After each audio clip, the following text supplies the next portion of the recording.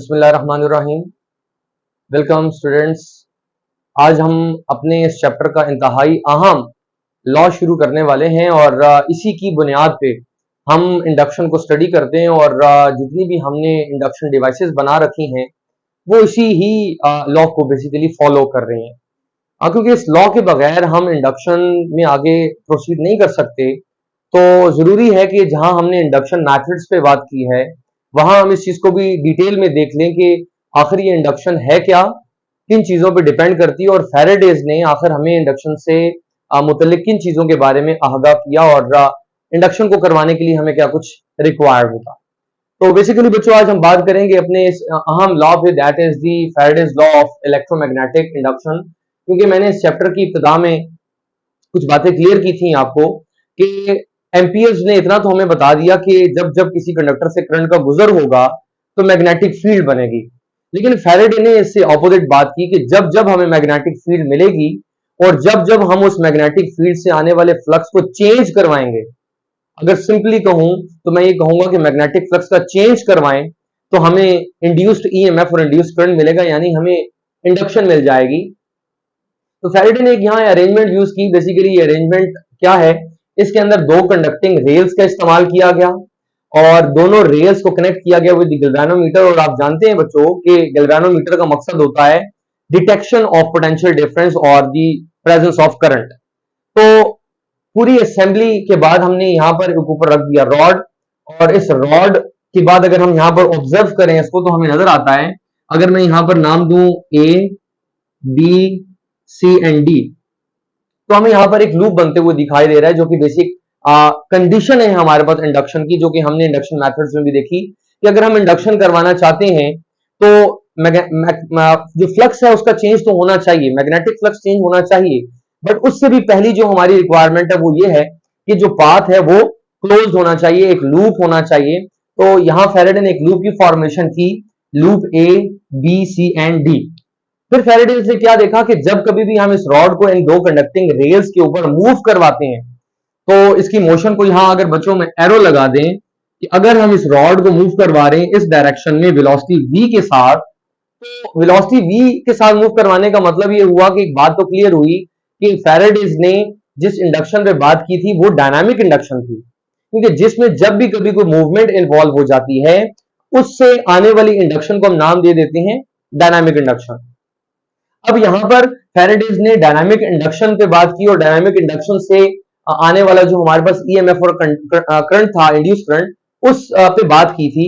तो basically arrangement कुछ ऐसी है जिसके अंदर हमने इस रॉड को मूव करवाना है।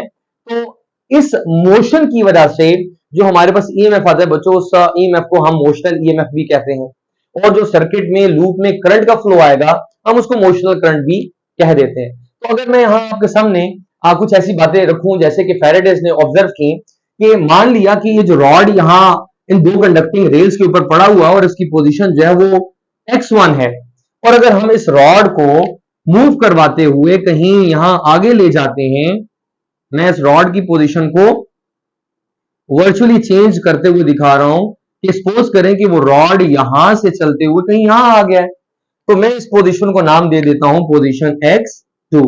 अब पोजीशन x1 से पोजीशन x2 तक इस रॉड ने जो मूवमेंट की है उसमें कितना पाथ कवर किया, दैट इज डेल्टा x। तो मैं यहां पर इब्तिदा में कुछ जगह छोड़ रहा हूं उसको डिफाइन करने के लिए। तो एक चीज जो नजर आ रही है हमें कि हमने जब रॉड को मूव करवाया तो जो इसने डिस्प्लेसमेंट की, that displacement is x2 minus x1, final displacement minus initial displacement. फिर बच्चों क्योंकि यहां पर हमने देखा कि फैराडेज की जो ऑब्जर्वेशन थी उसके मुताबिक ये डायनामिक इंडक्शन था, क्योंकि इसके अंदर मोशंस इन्वॉल्व थी।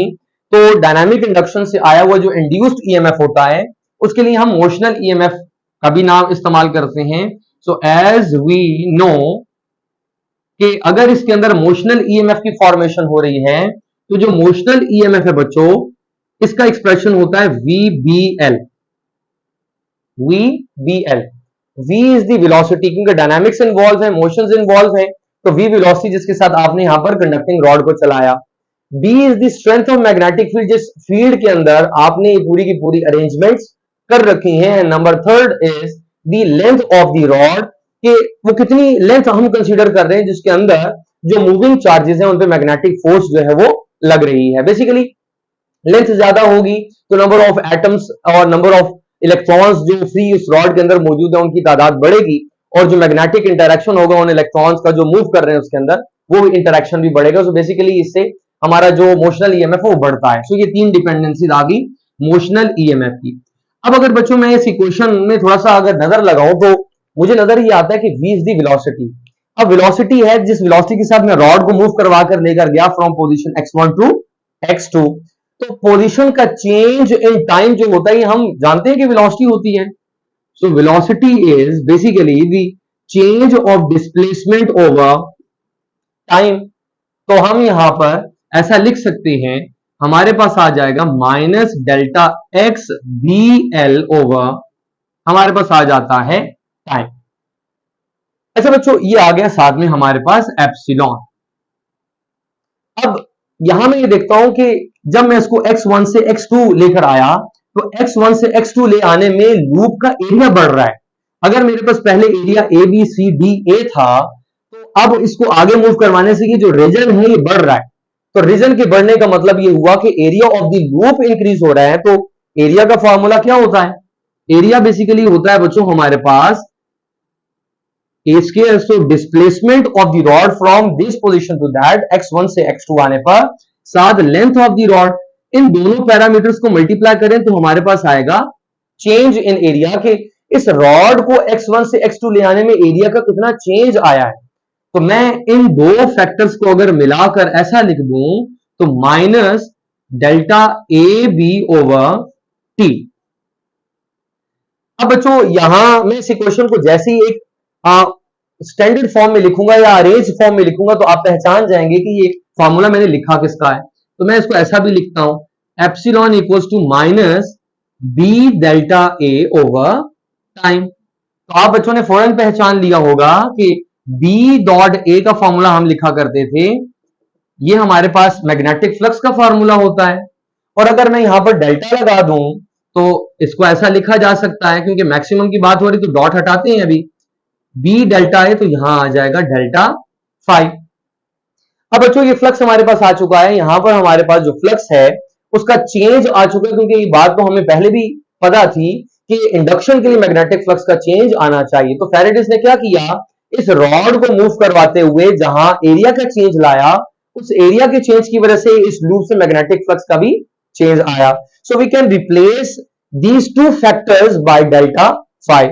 तो मैं इसको यहां लिखूंगा epsilon equals to minus delta 5 over T, the rate of change of magnetic flux. अब बच्चों ये फॉर्मूला हमारे पास आ चुका है, और जो हमारे पास आने वाले ईएमएफ की रिक्वायरमेंट के बारे में कुछ बातें इन्फॉर्म कर रहा है जिस पर भी मजीद हम बात करेंगे। But this formula is only for a single loop.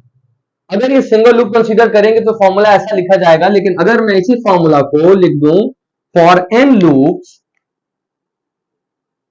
N turns, तो ये फॉर्मूला लिख दिया जाएगा epsilon equals to minus N delta 5 by T. और अगर आप टाइम इंटरवल कंसीडर करते हैं तो टाइम डेल्टा टी भी लिखा जाता है इसको। ये फॉर्मूला बेसिकली हमें क्या बता रहा है कि जो आने वाली इंडक्शन हो रही है, जो इंड्यूस्ड ईएमएफ है बच्चों, ये डिपेंड करता है rate of change of magnetic flux पे। जितना ज्यादा rate of change of magnetic flux होगा उतनी ज्यादा हमारे पास इंडक्शन होगी, उतना ही ज्यादा इंड्यूस्ड ईएमएफ भी आएगा और उतना ही ज्यादा हमारे पास इंड्यूस्ड करंट भी आएगा। और साथ में लिखे हुए नंबर ऑफ टर्न्स क्या बताते हैं कि अगर नंबर ऑफ टर्न हमारे पास एक है तो इंडक्शन कम होगी, दो है तो इंडक्शन ज्यादा होगी, और अगर हम नंबर ऑफ टर्न्स एन करते हैं तो हमारे पास मैक्सिमम इंडक्शन के आने के चांसेस हैं। यानी नंबर ऑफ टर्न्स के चेंज कर देने से या इंक्रीज कर देने से हमारे पास आने वाला इंड्यूस्ड ईएमएफ और इंड्यूस्ड करंट बढ़ेगा। तो ये हमने देखा बच्चों इंतहाई अहम लॉ है, लेकिन इसको इंतहाई आसानी से कैसे डिराइव किया जा सकता है और कैसे इस पर बात की जा सकती है, तो मैंने जो जगह यहां पर छोड़ी थी, यहां दो बातें मैं बोल रहा हूं, आप इसको अपने पास संभाल सकते हैं, लिख सकते हैं कि बेसिकली फैराडे ने क्या डिफाइन किया अपने लॉ को, कि average EMF is directly proportional to the rate of change of magnetic flux